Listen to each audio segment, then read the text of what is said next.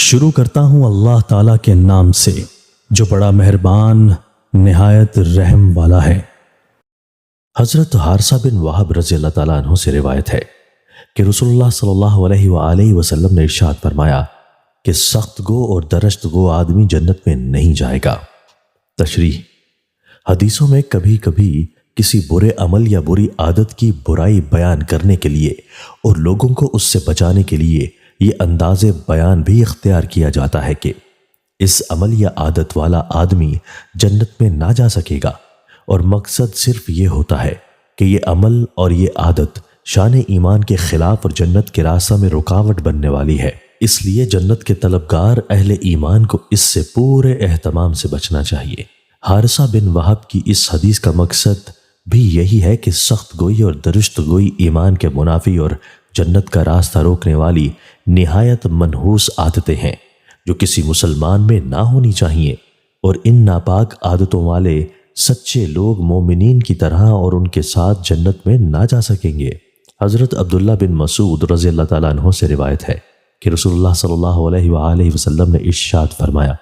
کیا میں تم کو ایسے شخص کی خبر نہ دوں جو دوزخ کی آگ کے لیے حرام ہے اور دوزخ کی آگ اس پر حرام ہے؟ سنو میں بتاتا ہوں،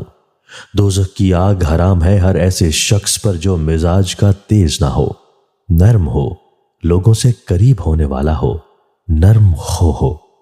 حضرت عائشہ صدیقہ رضی اللہ تعالیٰ عنہا سے روایت ہے کہ رسول اللہ صلی اللہ علیہ وآلہ وسلم نے ارشاد فرمایا،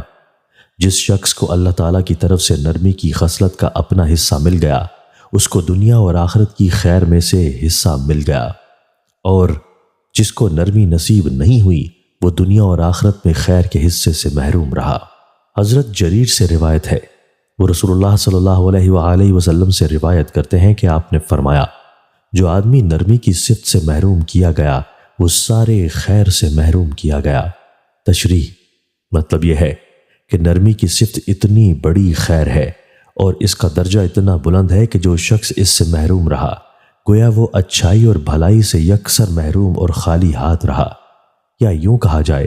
کہ انسان کی اکثر اچھائیوں اور بھلائیوں کی جڑ بنیاد اور ان کا سرچشمہ چونکہ اس کی نرم مزاجی ہے، لہٰذا جو شخص اس سے محروم رہا وہ ہر قسم کی خیر اور ہر اچھائی اور بھلائی سے محروم رہے گا۔